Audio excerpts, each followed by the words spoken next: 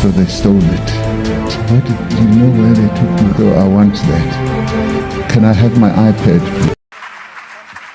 Thank you very much. House Chair, I understand why the representatives of imperialist forces will want to silence this voice. And that's why they will stand up to raise unnecessary questions. House Chairperson, the first remark we wish to make is that there was a very little engagement politically. If anything, people want to blackmail us about aid and all sorts of things. But they know very well that there is no reason related to any wrongdoing by South Africa which has led to USA cutting its own aid. You can't say Donald Trump must be elected today and the following day he makes executive orders, and then you come here and blame the South African government as if the South African government did not do anything in between. That was a predetermined outcome where he wanted to come into office and punish South Africa for its position on Palestine and many other issues. We must be very clear that we are not going to agree to any form of bullying by anyone. It's a lie that there is farm killings in South Africa. Actually, those who are married in farms and owning farms, they kill each other for money, for policy monies. The farmers themselves kill each other for greedy reasons.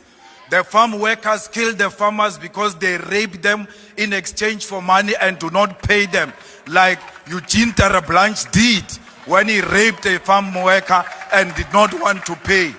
We cannot be told that there are farm murders in South Africa when the farmers themselves are actually killing the farm workers.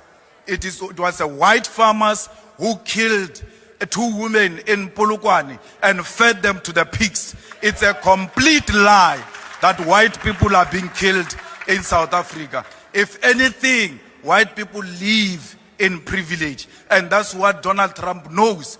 You cannot say Donald Trump is misinformed. They've got the best intelligence equipment in the whole world. They even have a military base next to South Africa in Botswana to listen to every conversation we have.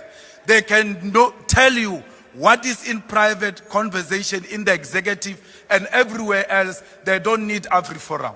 They are using AfriForum as a scapegoat to punish us politically. And we ought to be very clear about that. When the aid came into South Africa at the first place, it was not to help Africans.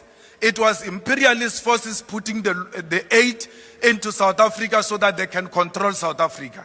And use that aid to always say to you, if you take a political stand against the imperialist forces, we'll always cut the aid. So we ought to have known even then that we're not supposed to entirely rely on the USA. I'm very happy that the Minister of Health is speaking about possible interventions that can be made to avoid that aid of America. We can do with every help, but we will never accept help that say we must allow the perpetuation of white privilege. We cannot allow the whiteness to prevail in South Africa because we want to save life. We will save life. America did not save us during apartheid. Children were murdered in 1976. Children were murdered in the 80s. Where was America against apartheid? If America had anything to save an African life, it's a lie. They never wanted to save us. They were never there for us before. Palestine was there for us. Cuba was there for us. Russia was there for us. America will never choose friends for us. Honorable we will member, choose our own your friends. time Thank is you now very much. expired. Thank you.